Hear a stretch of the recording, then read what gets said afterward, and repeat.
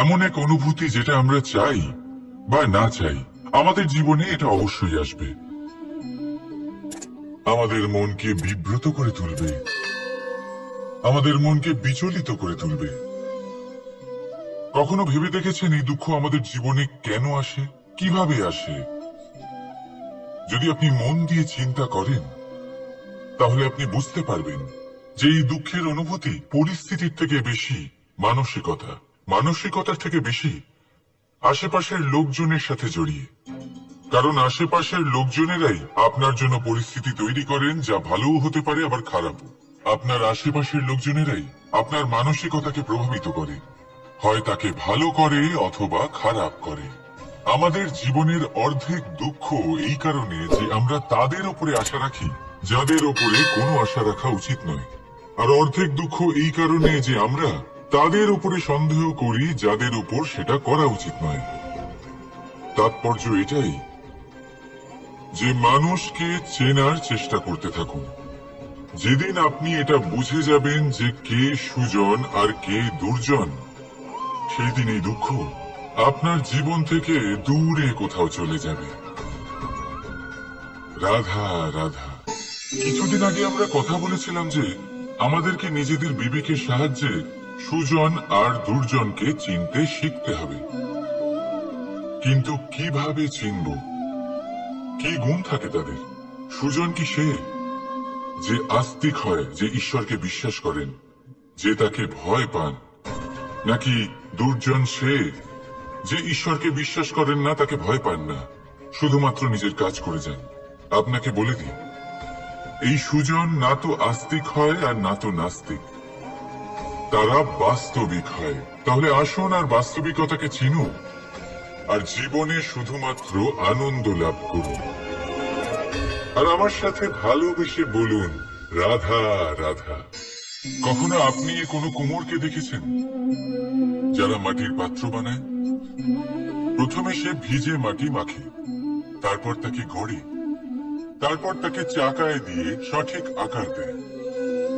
যদি আকার ঠিক না হয় তা তক্ষুনি ঠিক করে দেয়, কারণ সে এটা জানে যে একবার এটা আগুনের তাপে দিয়ে দিলে, একবার এটা শুকিয়ে গেলে তারপরে এর আকার কখনোই বদলানো যায় না। এখানে লুকিয়ে আছে একটা শিক্ষা, সমস্ত মাতা পিতার জন্য একটা শিক্ষা। মাতা পিতাও তো এরকমই হন, তাদের নিজেদের সন্তানকে সঠিক সময় মতো শ্রেষ্ঠ শিক্ষা দেওয়া উচিত।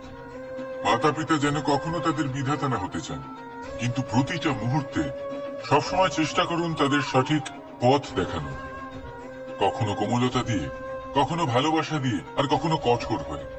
তার জীবনকে, তার ব্যক্তিত্বকে আকার দেওয়ার চেষ্টা করুন।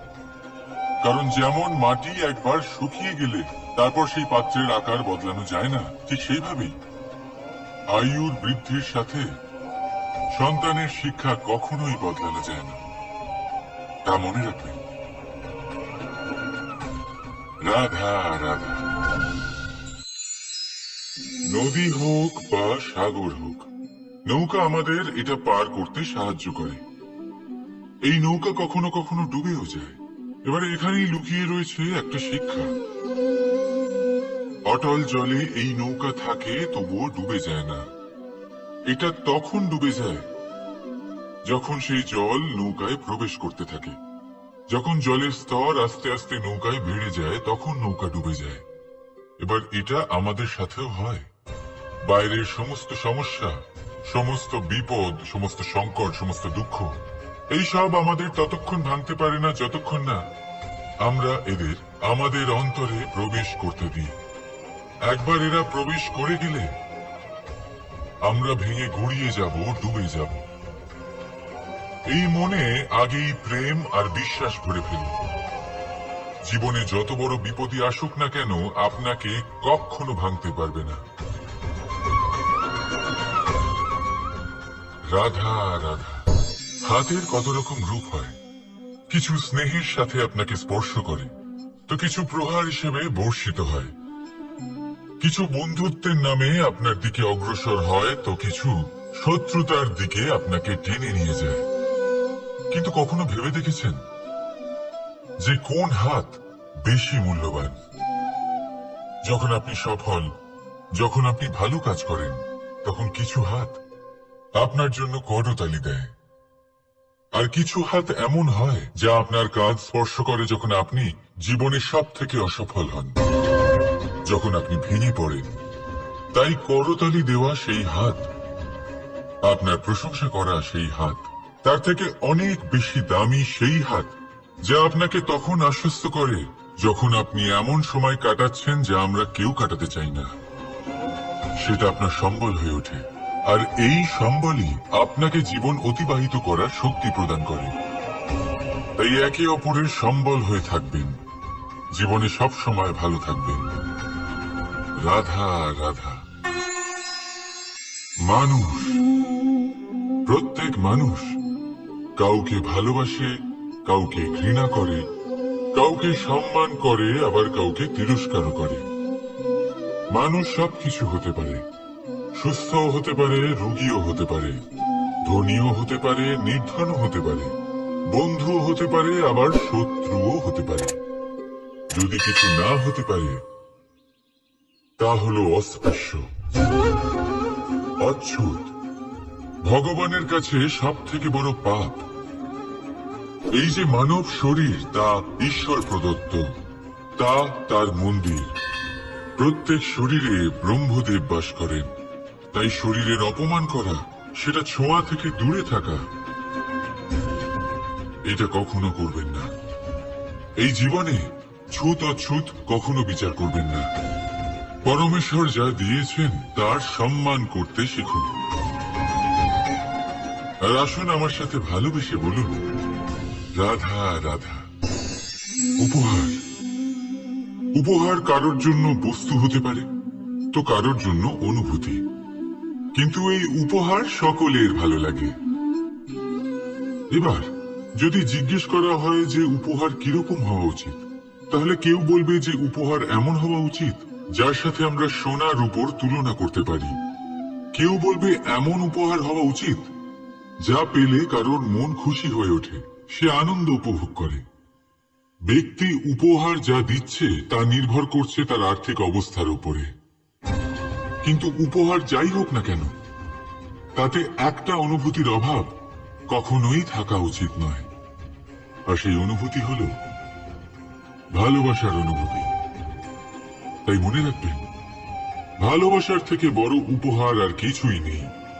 আর যদি ভালোবাসার এই উপহার আপনি লাভ করেন, তার থেকে বড় আর কোনো সম্মান নেই। রাধা রাধা। কখনো কোনো বাচ্চাকে দেখেছেন? কত কিছু ঘটতে থাকে তার জীবনে। শৈশব থেকে বেড়ে ওঠা অবধি অসংখ্য অনুভূতি অনুভব করে সে। কখনো পড়ে যায়, কখনো আহত হয়, কখনো জ্ঞান লাভ করে, কখনো কষ্ট সহ্য করে, তো কখনো আনন্দ উপভোগ করে। কিন্তু মনে রাখে সে শুধুমাত্র আনন্দের মুহূর্তগুলি। এবার শুধু একবার আপনার জীবনের প্রারম্ভের দিকে তাকিয়ে দেখুন, আপনার শৈশবে তাকিয়ে দেখুন। আপনি দেখবেন বেশিরভাগ যেসব স্মৃতি আপনার মনে আছে সেগুলি সমস্ত ভালো মুহূর্তের, খারাপ মুহূর্তের নয়। সেই জন্য শৈশব সব থেকে সুখী হয়, এতে নিশ্চিন্ত থাকা যায়। সেই জন্য আজ আপনি যতই বড় হয়ে উঠুন না কেন, খারাপ স্মৃতি, খারাপ ঘটনা সব ভুলে যাওয়ার চেষ্টা করুন।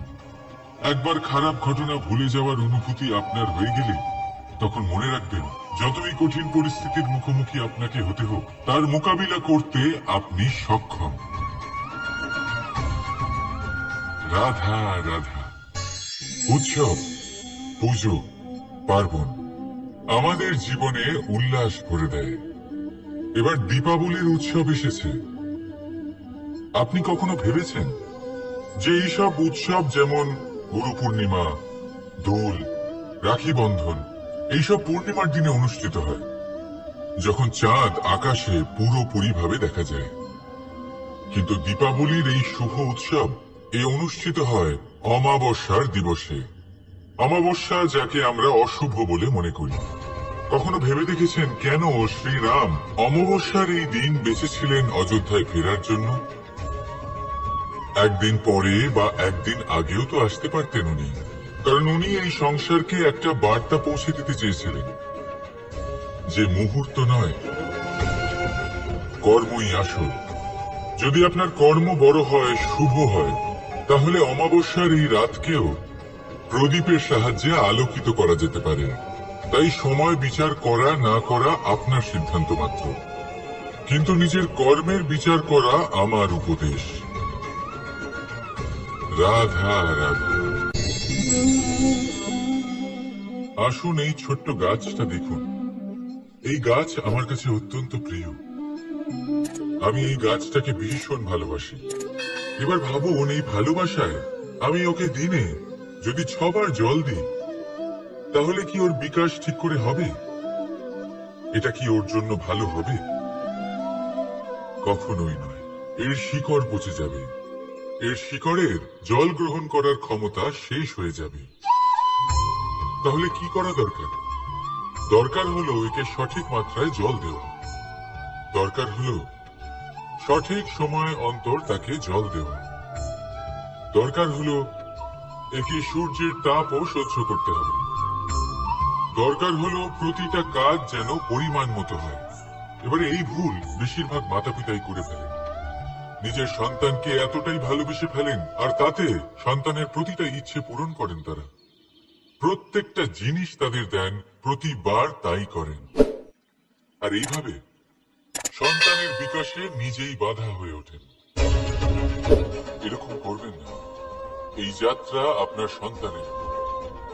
এই যাত্রায় আপনার সন্তানকে অনেক কিছু শিখতে হবে। নিজের ক্ষমতায় কাজ করতে হবে তাকে।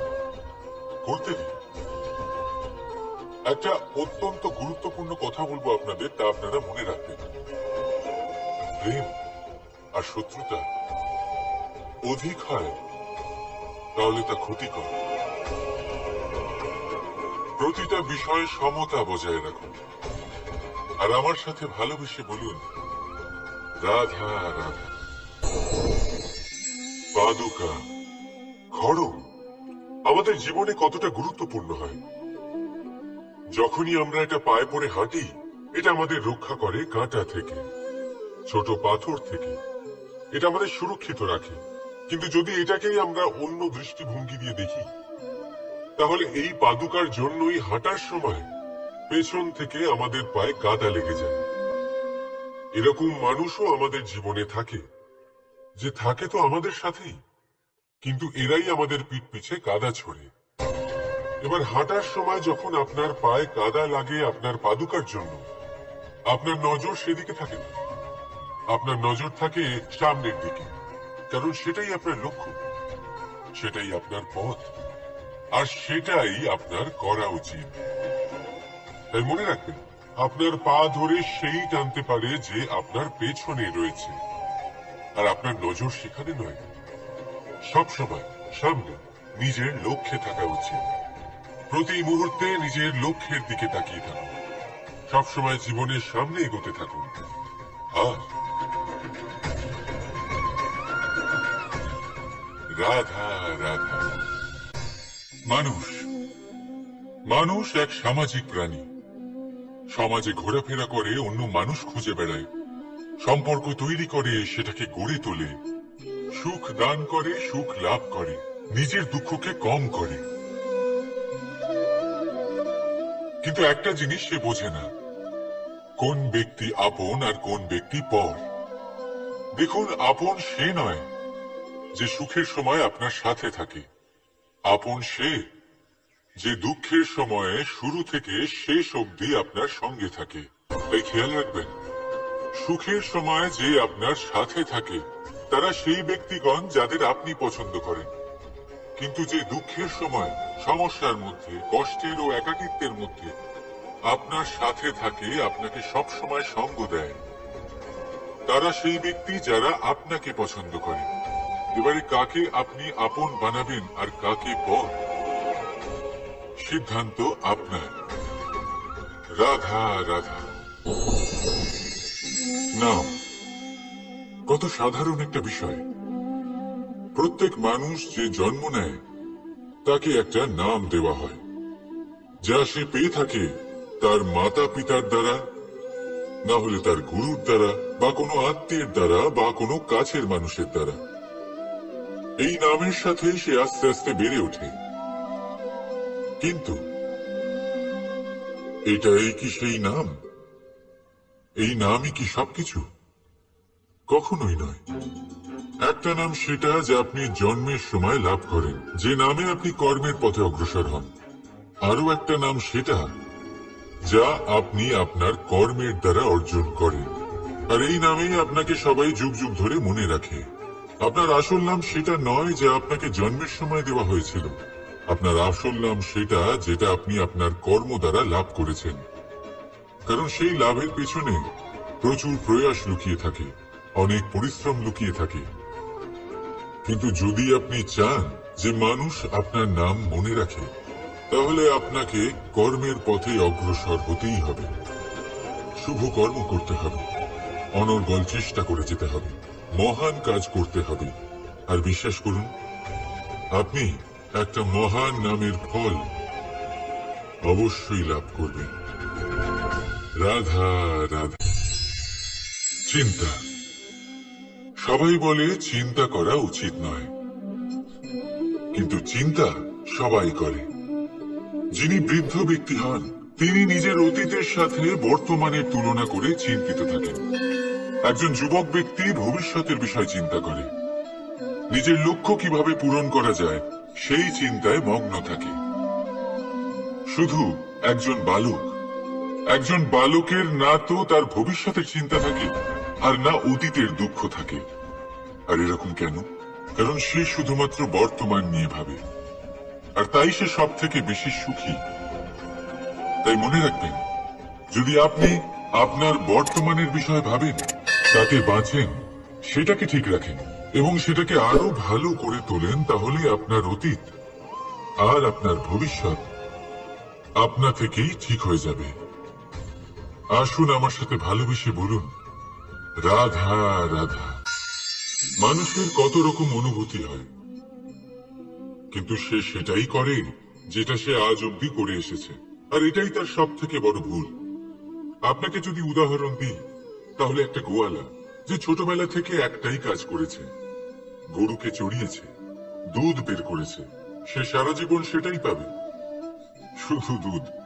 কিন্তু ভেবে দেখুন, যখন এই দুধ কোনো ময়রার কাছে যায়, তখন সে সেটা দিয়ে মালপোয়া বানায়, মাখন বানায়, বিভিন্ন রকমের সুস্বাদু মিষ্টি বানায়, ঘি বানায়। সে বড় কিছু করে, তার বদলে সে বড় কিছু পায়। তাই মনে রাখবেন, যদি আপনি সেটা করেন যেটা আপনি সব সময় করে এসেছেন, তাহলে আপনি সেটাই পাবেন যা আপনি আজ পর্যন্ত পেয়ে এসেছেন। নতুন কিছু করার চেষ্টা করুন, আলাদা কিছু করার চেষ্টা করুন, নিজেকে বদলানোর চেষ্টা করুন, নিজেকে প্রস্তুত করুন, নতুন কিছু করুন। তাই মনে রাখবেন, যদি আপনি এমন কিছু করেন যা এর আগে কেউ কখনো করেনি, তাহলে আপনি এমন কিছু পাবেন যা এর আগে কেউ কখনো পায়নি। তাই নতুন উপায়, নতুন চেষ্টার দ্বারা নতুন কর্মের পালন করুন। নতুন চিন্তা নিজের ভেতরে জাগ্রত করুন, কারণ এই চিন্তাই সত্য হয়ে আপনার জীবনে আসবে। রাধা রাধা। যদি আমি আপনাকে জিজ্ঞেস করি যে এই সংসারে সব থেকে মাহাত্ম্যপূর্ণ বস্তু কি, তাহলে আপনি বলবেন জল। আর একদম ঠিক বলবেন। কিন্তু কোন কারণে? এই জন্য যে সে আমাদের জীবন দান করে? এই জন্য যে সে আমাদের তৃষ্ণা মেটায়? নাকি এই জন্য যে আমাদের দৈনিক কাজ থেকে শুরু করে আমাদের মৃত্যু অবধি কাজে আসে, সব কাজে আমাদের সাহায্য করে? না, এর পেছনে একটা কারণ হলো জলের প্রকৃতি। ভেবে দেখুন, সমুদ্রের এই জল সূর্যের তাপ সহ্য করে বাষ্পীভূত হয়, তারপর উপরে গিয়ে মেঘে পরিণত হয়, তারপর সেই মেঘ রূপে প্রবাহিত হয়ে কোনো পর্বতের সাথে ধাক্কা খেয়ে বর্ষা হয়ে এই পৃথিবীতে বর্ষিত হয়। আর এই পৃথিবীর ধূলিকণা এর মাটিকে নিজের মধ্যে ধারণ করে। মানুষের দ্বারা, অন্য প্রাণীর দ্বারা যে ময়লা ছড়িয়ে পড়েছে তাকে নিজের মধ্যে ধারণ করে, আর তারপর ফের অগ্রসর হয়ে পড়ে সমুদ্রের দিকে, সমুদ্রে মিশে যায়। কিন্তু তবুও আবার বাষ্পীভূত হওয়ার সময় সেই ময়লাকে সে সেখানেই ফেলে যায়, সেই ময়লাকে নিজের সাথে নিয়ে যায় না।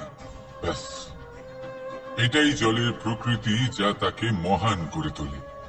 আপনিও আপনার জীবনে আপনার কর্ম করুন, মহান কর্ম করুন, ভালোভাবে করুন, কিন্তু সেই কর্মের সাথে যে অহংকার আসে সেটা নিজের মধ্যে প্রবেশ করতে দেবেন না। তার থেকে উপরে উঠুন। আপনি নিজেকে জলের মতো হালকা অনুভব করবেন। রাধা রাধা। এই সংসারে যেই জন্মগ্রহণ করে কিছু না কিছু অবশ্যই শেখে, এবং তার জন্য থাকে তার গুরুর অবদান। এবার এই গুরু কে হবেন তা আমরা নির্বাচন করি। হয়তো তিনি আমাদের মাতা পিতা হতে পারেন, হয়তো বন্ধু হতে পারেন, হয়তো দাদাও হতে পারেন, আদর্শ হতে পারেন, বা হয়তো গুরুকুলের শিক্ষাকর্তা গুরুও হতে পারেন। এবার সংসারের এমন কিছু জিনিস আছে যা জগতের কোনো গুরুই শেখাতে পারবেন না, তা আপনাকে সময় শিখিয়ে দেবে। কারণ এই সংসারে সময়ের থেকে বড় গুরু আর কেউ হয় না। এবার সময় আর গুরুর মধ্যে একটা সাদৃশ্য আছে আর একটা তফাতও আছে। সাদৃশ্য হলো যে সময় আর গুরু দুজনেই আপনাকে শেখায়। তফাৎ এই যে গুরু প্রথমে আপনাকে শিক্ষাদান করে, তারপর আপনার পরীক্ষা নেন। সময় প্রথমে আপনার পরীক্ষা নেয়, তারপর আপনাকে শিক্ষা দেয়। এবার শিক্ষা লাভ করে পরীক্ষা দেওয়া আর পরীক্ষা দিয়ে শিক্ষা লাভ করা এই দুই ভিন্ন বিষয়। আর সব সময় মনে রাখবেন, এই সময়ের থেকে আপনি যা শিক্ষা লাভ করবেন তা সব সময় যত্ন করে আপনার কাছে রেখে দেবেন। কারণ সময়ের থেকে বড়, সময়ের থেকে দামি, সময়ের থেকে অত্যন্ত আধুনিক আর কোনো গুরু নেই। রাধা রাধা। প্রেম আর চাওয়া একই মনে হয়, তাই না? কিন্তু আসলে এরা আলাদা। এদের মধ্যে অনেক তফাৎ আছে। দেখতে গেলে প্রেম আর চাওয়া কখনোই এক হতে পারে না। এবার যদি আপনাকে আমি এক উদাহরণ দিই, যদি আপনি এই ফুলকে চান, তাহলে আপনি এটাকে তার ডাল থেকে ছিঁড়ে আপনার কাছে রেখে দেবেন। কিন্তু যদি আপনি একে ভালোবাসেন, তাহলে আপনি প্রতিদিন এসে এটার শিকড়ে জল দেবেন, যাতে সে আরো প্রস্ফুটিত হয়।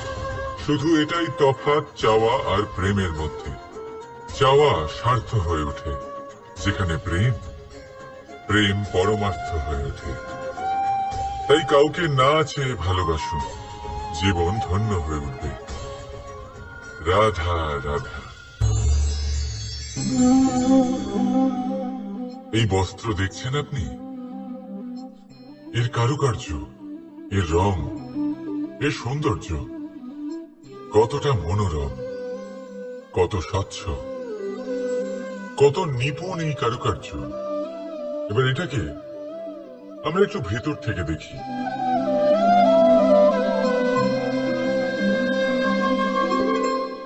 আপনি কি সেটাই দেখতে পাচ্ছেন যা আমি দেখতে পাচ্ছি?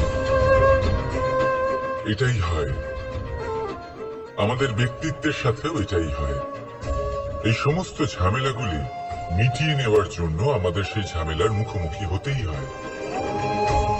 তাই এই ঝামেলার দ্বারা কখনো ভয়ভীত হবেন না। এটাই আপনাকে একটা আনন্দময় জীবনের দিকে নিয়ে যাবে।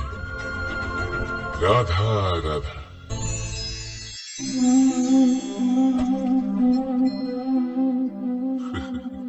আপনি কি কখনো কোনো গাছের গায়ে পাথর ছুঁড়ে মেরেছেন? আজ না হোক ছোটবেলায় কখনো না কখনো নিশ্চয়ই ছুঁড়েছেন। এখনো বাচ্চারা সেটাই করে থাকে। কিন্তু আপনি কি কখনো ভেবে দেখেছেন যে কেন সেই গাছের উপরই পাথর ছুঁড়ে মারা হয় যাতে ফল থাকে? কোনো সাধারণ বা ফল বিহীন গাছের উপর এত পাথর কেন ছোড়া হয় না? কারণ খুবই সহজ, আমরা ফল খেতে চাই, আর সেটা পারার জন্য আমরা পাথর ছুঁড়ে সেগুলিকে প্রাপ্ত করার চেষ্টা করি। আর অন্যদিকে সেই গাছ এই পাথরের রূপে বিরোধিতা সহ্য করে, তবুও সেখানেই দাঁড়িয়ে থাকে যেখানে তার অবস্থান। সেই ফল আমাদের দিতে থাকে যা সর্বদা আমাদের দিয়ে এসেছে, আর সেই জন্যই সে আমাদের কাছে মূল্যবান। তাই মনে রাখবেন, আপনার জীবনেও এরকম অনেক মানুষ আসবেন বা হয়তো এখনই আছে, যারা আপনার বিরোধিতা করেন, যারা আপনার জীবনে সংকট ডেকে আনেন, আপনাকে দোষারোপ করেন, কিন্তু আপনার নজর সেদিকে থাকা উচিত নয়। তাই একটা গুরুত্বপূর্ণ সত্য সবসময় মনে রাখবেন, সেই গাছের ওপরেই পাথর এসে পড়ে যে ফল ধারণ করে, যে মূল্যবান হয়। রাধা রাধা। আপনি জীবনে কখনো দেখে থাকবেন অথবা শুনে থাকবেন যে মানুষ যখন দুধ পান করে তার মধ্যে যদি কোনো মাছি এসে পড়ে, সে আর সেটা পান করে না, সেই দুধকে কোথাও ফেলে দেয় সে। কিন্তু ভেবে দেখুন, এখানে পরিস্থিতি একটু আলাদা হলে, দুধের বদলে ঘি থাকলে মানুষ কি করে? সেই ঘি ফেলে দেয় না, সেখান থেকে মাছিটাকে বের করে ফেলে দেয়। এটা দিয়ে আমরা কি শিক্ষা পেলাম? এটাই যে এখানে মাছি গুরুত্বপূর্ণ নয়, গুরুত্বপূর্ণ হলো সেই খাবার, ঘি। এবারে ভাবুন, দুধ আর ঘি এই দুই উৎপন্ন হয় গরু থেকে, তাহলে বেশি মাহাত্ম্য ঘিকে কেন দেওয়া হয়? তার কারণ, যে যত বেশি তাপ সহ্য করে সে তত উৎকৃষ্ট হয়, সে ততটা মূল্যবান হয়। এতটাই মূল্যবান যে যদি তাতে কোনো দোষও থাকে, মানুষ সেটা গ্রাহ্য করে না। তাই মনে রাখবেন, এই পুষ্টি অপুষ্টি এ শুধুই নামমাত্র, কিন্তু পরিশ্রম করা, সংঘর্ষ করা, তাপ সহ্য করা, এটা মানুষের অনুভূতি। তাই নাম নিয়ে না ভেবে অনুভূতির উপরে মনোনিবেশ করুন, তাকে গুরুত্ব দিন। আর আসুন আমার সাথে ভালোবেসে বলুন, রাধা রাধা। ঈশ্বর লতা পাতাকে দাঁড়িয়ে থাকার শক্তি দেননি, ঈশ্বর এই শক্তি দিয়েছেন বৃক্ষকে। এই লতা পাতা বৃক্ষের সাহায্যে দাঁড়িয়ে থাকে, তাতেই বিকশিত হয়। এবার এই লতা পাতা দুই ধরনের হয়। প্রথম সে যে এই বৃক্ষতে বিকশিত হয়, ফুল ফুটিয়ে তোলে, নিজেকেও সুন্দর বানায়, বৃক্ষকেও সুন্দর বানিয়ে তোলে। দ্বিতীয় সে যে বৃক্ষকে পুরোপুরি শুকিয়ে দেয়, তার প্রাণ শক্তি তার থেকে কেড়ে নেয়, আর শেষে নিজেও ধ্বংস হয়ে যায়। তাই মনে রাখবেন, যে ব্যক্তি সবসময় আপনার সাথে থাকে, সবসময় আপনার সম্বল হয়ে থাকে, সবসময় সে আপনাকে সাহায্য করে, আর যদি আপনি তার সাথে ছলনা করেন, আপনার অন্ত নিশ্চিত। এরকম কখনো করবেন না। সেই ব্যক্তিকে ভালোবাসা দিন, সম্মান দিন, আর আমার সাথে প্রসন্ন হয়ে বলুন, রাধা রাধা। যখনই আমরা প্রসন্ন হই, কোন শুভ অনুষ্ঠান থাকে, আমরা সাফল্য লাভ করি, আমরা সবার আগে আপনজনদের মিষ্টি মুখ করাই। আর এটা ভালোই, মিষ্টি মুখ করালে মনও মিষ্টি হয়ে যায়। কিন্তু এই মিষ্টতা শুধুমাত্র মিষ্টির মধ্যে থাকে না, কারণ এই স্বাদ নয়, এই এক অনুভূতি। জিহ্বার স্বাদ গলায় গেলেই শেষ হয়ে যায়, সেখানে অনুভূতির স্বাদ সারা জীবন মনে থেকে যায়। তাই আপনি যখনই আপনজনদের মিষ্টি মুখ করাবেন, শুধু সেই মিষ্টি দিয়ে কেন, যা কিছুক্ষণের জন্যই থাকে, সেই অনুভূতির দ্বারা, সেই মিষ্টি কথার দ্বারা, সেই মিষ্টি ব্যবহারের দ্বারা সবাইকে খুশি করুন। মানুষ সারা জীবন মনে রাখবে, না থাকবে কোনো তিক্ততা, আর না থাকবে কোনো শত্রুতা। দেখবেন, এইভাবেই আপনি আরো একটা সুযোগ পেয়ে যাবেন মিষ্টি মুখ করার। রাধা রাধা। আপনি এটা দেখতে পাচ্ছেন? আপনি নিশ্চয়ই ভাবছেন এটা জট কি করে বাঁধলো। তার কারণ এই হলো, আমি এই সুতো ঠিক করে গুছিয়ে রাখতে পারিনি। এটার দুটো দিক একসাথে জড়িয়ে গেছে, আস্তে আস্তে পুরোটা জড়িয়ে গেল, আর তারপর দেখুন, এমন একটা জট পেকে আছে যে আমি কিছুতেই বুঝতে পারছি না এটাকে খুলবো কিভাবে। তাই মনে রাখবেন, যদি কোনো লম্বা সুতোকে ঠিক করে গুছিয়ে না রাখেন, তাহলে সেটা জড়িয়ে যাবে।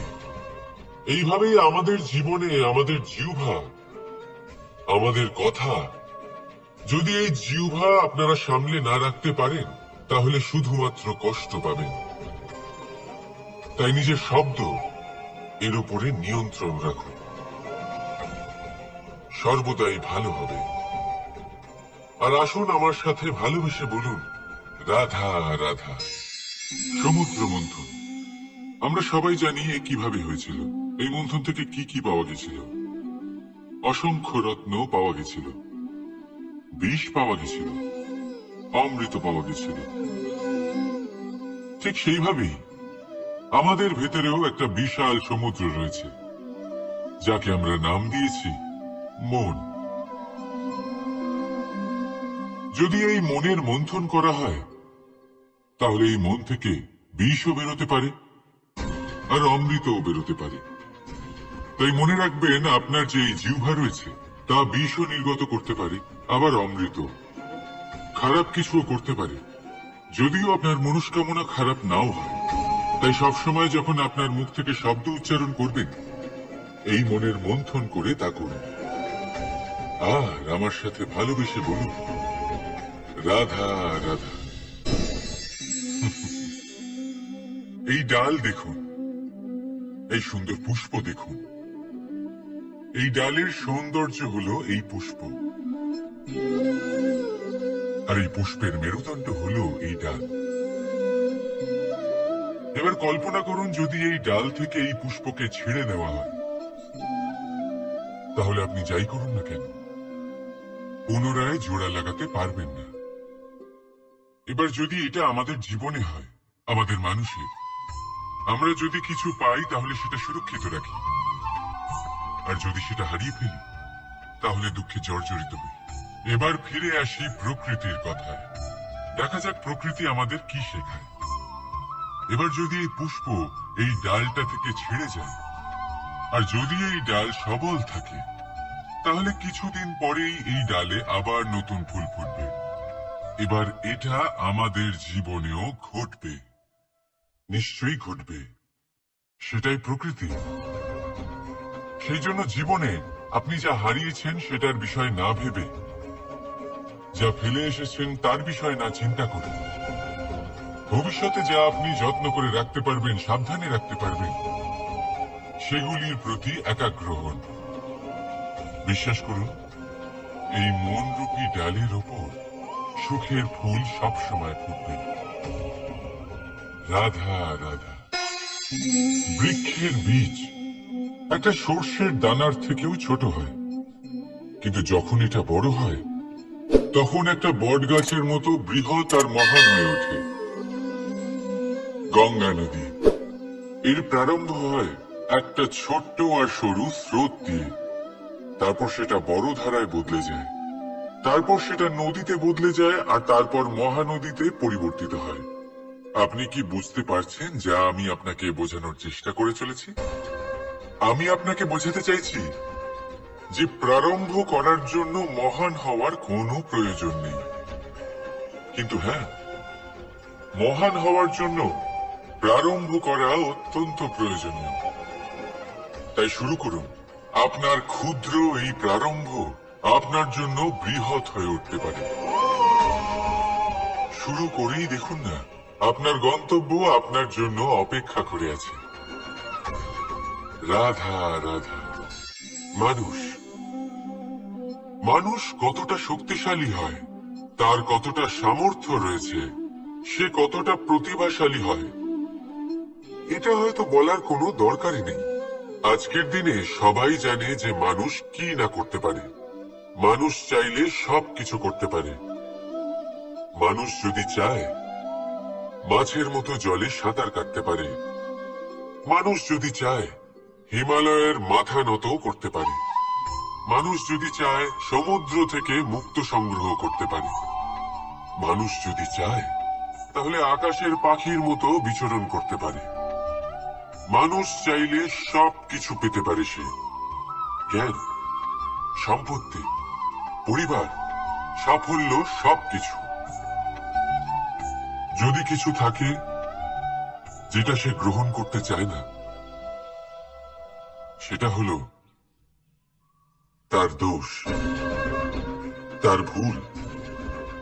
মানুষ এসব কখনো গ্রহণ করতে চায় না, কিন্তু যেদিন মানুষ তার দোষ বুঝতে পারবে, নিজের ভুল বুঝতে পারবে, সেটা স্বীকার করতে পারবে, আর সেটা ঠিক করার পথে অগ্রসর হবে, তাতে সে সফলও হবে, সেদিন সে প্রকৃত রূপে মানুষ বলে গণ্য হবে।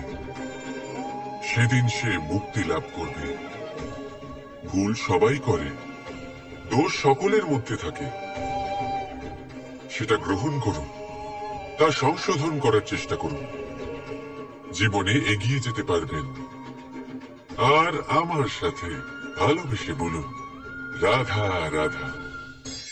ধন আর মানুষের মনের মধ্যে একটা সম্পর্ক রয়েছে। সেই একই সম্পর্ক রয়েছে সুযোগ আর প্রয়াসের মধ্যে।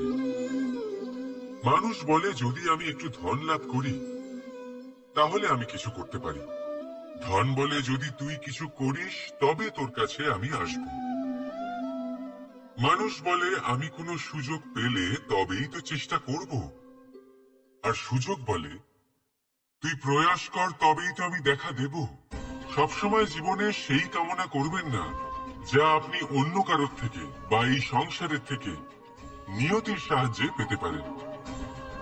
মনোসংযোগ করুন নিজের কর্মের ওপর, মনোসংযোগ করুন তার উপর যা আপনার হাতে আছে।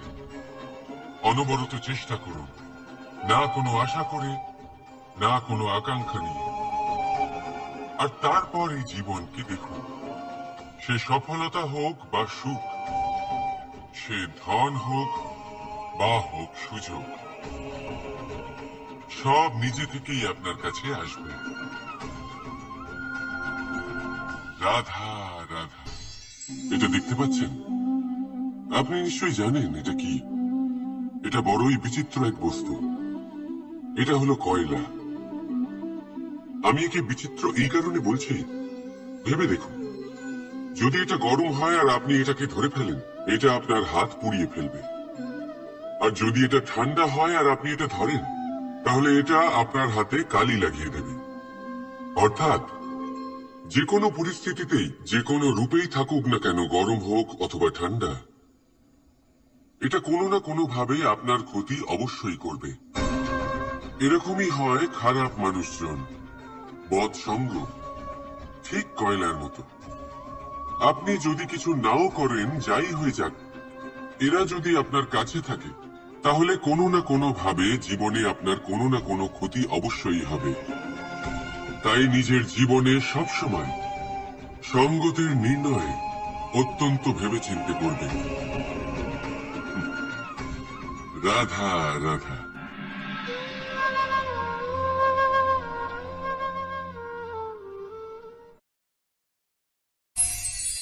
মানুষ কতটা বিচিত্র হতে পারে। সব সময় স্বপ্ন দেখতে থাকে যে কাল আমি এটা করব, কাল আমি ওটা শুরু করব, কাল আমি ওটা সম্পন্ন করব। এই যে কাল শব্দটা, এই কাল অত্যন্ত বিচিত্র এক শব্দ। আমরা সবসময় এটাকে আসতে দেখতে পাই, কিন্তু এটা আসাতে বর্তমানে পরিণত হয়। আবার আজ নতুন কাল দেখতে পাই, তার জন্য অপেক্ষা করি, যখন সেটা সামনে আসে বর্তমানে পরিণত হয়। এই কাল সবসময় একটা মিথ্যে সান্ত্বনা দেয় যে সে আসছে, কিন্তু সে কখনোই আসে না। যেটা আপনার হাতে রয়েছে তা হলো আজ, বর্তমান। তাই যা করার আছে, যা সম্পন্ন করতে চান, যা শুরু করতে চান, আজ করুন, বর্তমানে করুন। কারণ আজ আপনি যা করবেন সেটাই আপনার ভবিষ্যৎ নির্ধারিত করবে। ভবিষ্যতের বিষয় ভাবতে থাকলে ভবিষ্যৎ সুন্দর হবে না।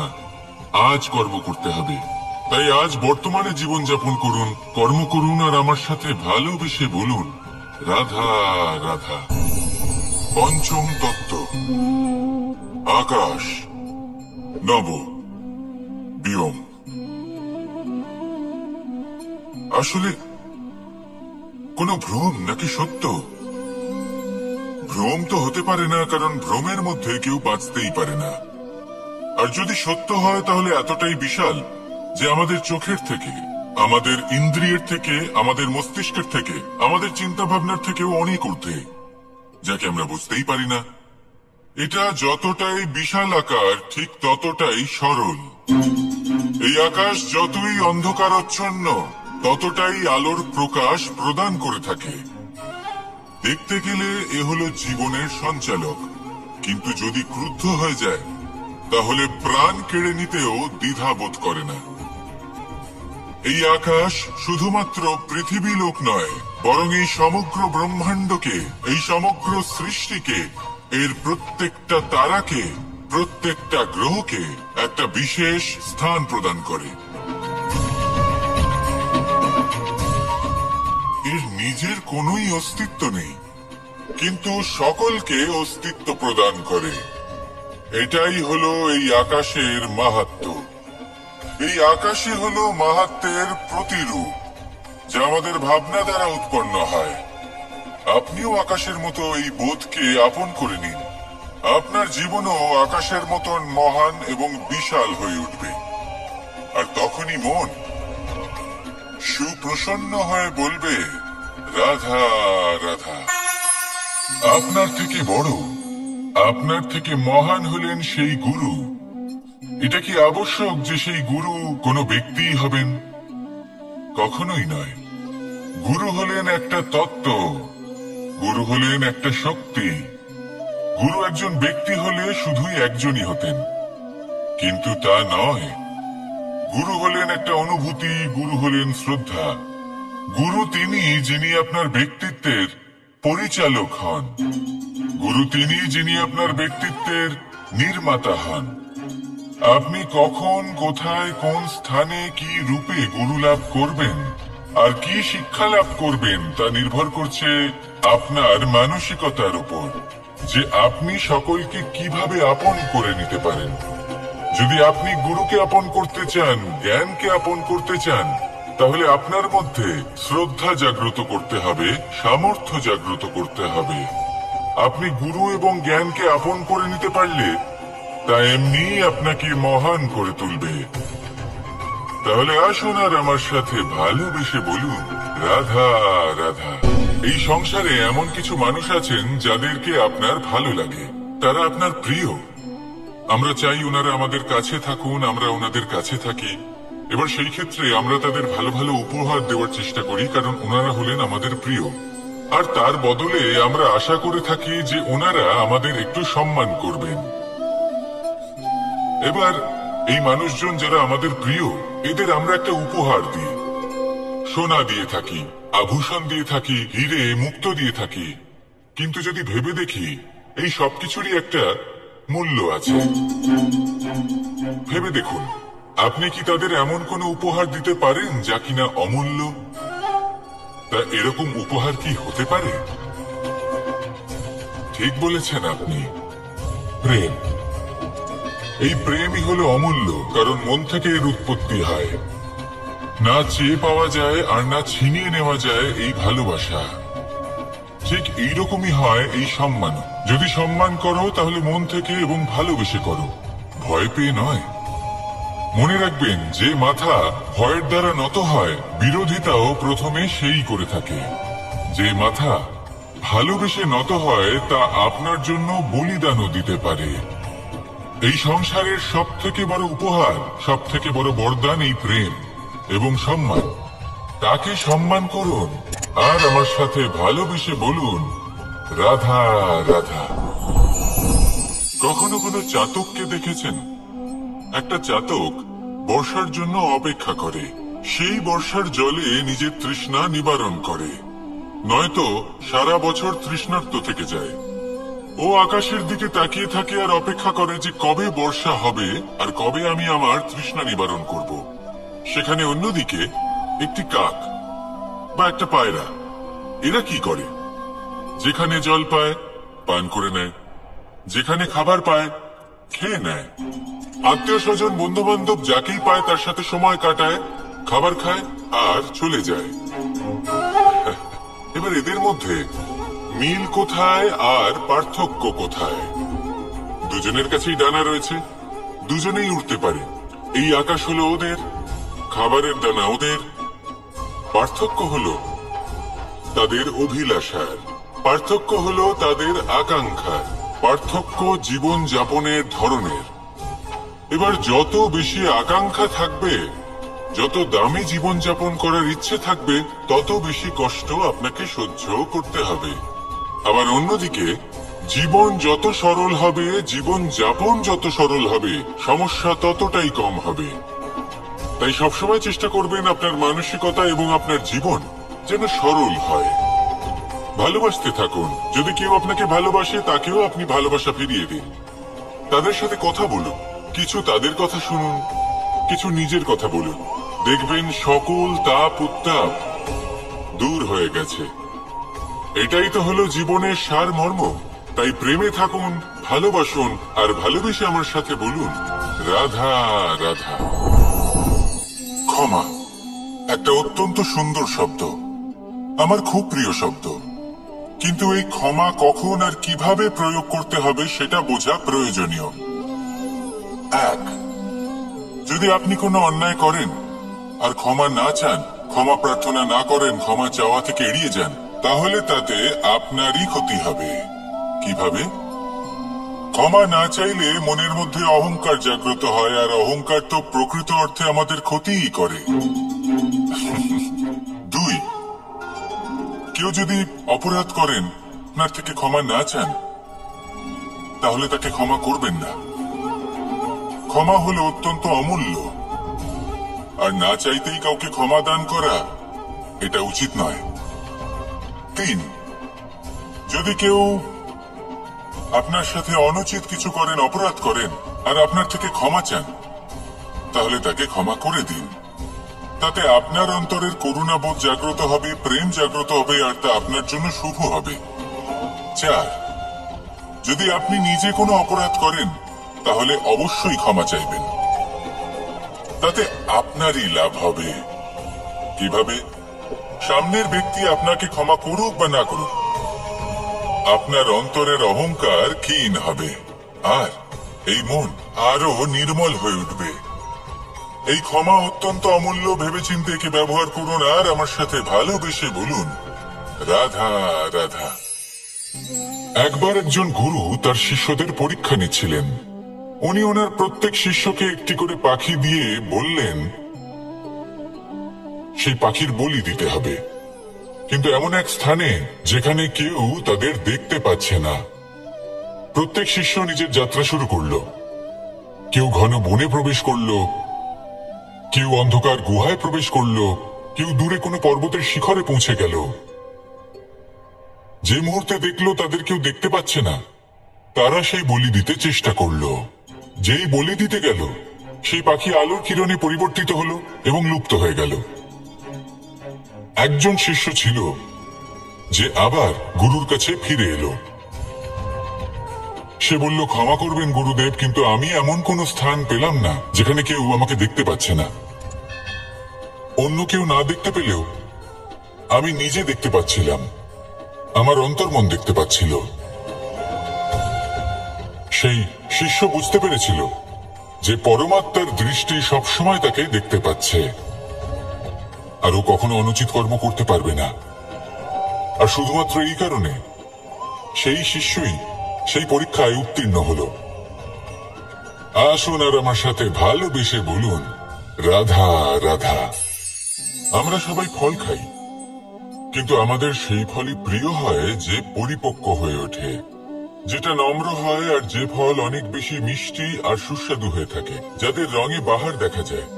সেইভাবে জীবনে আমরা নানান মানুষের সাথে পরিচিত হই, কিন্তু সেই মানুষই আমাদের মন ছুঁয়ে যায় যারা বিনম্র স্বভাবের, যাদের বাণী খুব মধুর, যাদের অন্তরে আত্মবিশ্বাসের একটা তেজ, একটা রং দেখা যায়। এবার এমন ব্যক্তি আমরা কি করে হব? ঠিক সেইভাবেই যেমন একটা ফল রোদ, বর্ষা, শীত, বায়ু এই সকল সংকটময় পরিস্থিতির সম্মুখীন হয়ে পরিপক্ক হয়ে ওঠে, সেইভাবেই মানুষ সংকটময় পরিস্থিতির সম্মুখীন হয়ে পরিপক্ক হয়ে ওঠেন। যদি এই সংকটের সম্মুখীন হন, তাহলে অভিজ্ঞ হবেন, আর এই অভিজ্ঞতাই শিক্ষা দিয়ে যাবে। এই অভিজ্ঞতা আমাদের শিখিয়ে দেয় যে আমাদের বিনম্র থাকতে হবে। অহংকার করে কোনো লাভ নেই। মধুর বাণীর যে কি মূল্য তা আমরা শিখতে পারি। এই অভিজ্ঞতাই আমাদের বুঝিয়ে দেয় যে উচিত অনুচিত কোনটা আমাদের দৃষ্টিভঙ্গি তৈরি করে, আর এই দৃষ্টিভঙ্গি দ্বারা আত্মবিশ্বাস জাগ্রত হয়। সেই জন্য জীবনে কখনো বিপদ থেকে দূরে পালাবেন না, সেগুলোর সম্মুখীন হন, অভিজ্ঞতা লাভ করুন, তার থেকে শিক্ষা লাভ করুন, এইভাবেই পরিপক্ক হবেন। আসুন আমার সাথে ভালোবেসে বলুন, রাধা রাধা। মানুষ বর্তমানে নিজের জীবন অতিবাহিত করেন, কিন্তু তার জীবনে অতীতকাল এবং ভবিষ্যৎকাল এই দুটোরই সমান গুরুত্ব রয়েছে। অতীতকাল অতিবাহিত হয়ে গেছে এবং সেটা জীবিত থাকে আমাদের স্মৃতি হিসেবে, এবং ভবিষ্যৎ হলো সেটাই যেটা আমরা শুধুমাত্র কল্পনাই করতে পারি। এবার অতীতের কিছু স্মৃতি এমন থাকে যা আমাদের কাছে আনন্দময় হয় না, তা কটু হয়, দুঃখজনক হয়, যন্ত্রণাদায়ক হয়।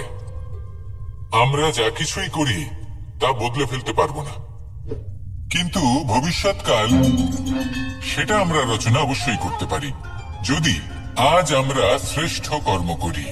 যদি আজকের এই দিনটা আমরা আনন্দের সাথে অতিবাহিত করি, সুখের সাথে অতিবাহিত করি, এক একটা মুহূর্ত আমরা আনন্দ এবং ভালোবাসার সাথে অতিবাহিত করি, আপনার আজকের এই কর্ম আপনার ভবিষ্যৎ নির্ধারণ করবে। আজ আপনি যেভাবে জীবন কাটাবেন তা ভবিষ্যতে গিয়ে অতীতকালে পরিণত হবে, আর তখন আপনি এমন স্মৃতি খুঁজে পাবেন যেখানে আপনি প্রত্যেকটি মুহূর্ত প্রেম এবং আনন্দের সাথে অতিবাহিত করেছেন, এবং সেই স্মৃতি মধুর হবে। তাহলে আজ শ্রেষ্ঠ এবং উচিত কর্ম করুন, আপনি নিশ্চিত রূপে একটি উজ্জ্বল, শুদ্ধ, পবিত্র এবং আনন্দময় ভবিষ্যৎ লাভ করবেন।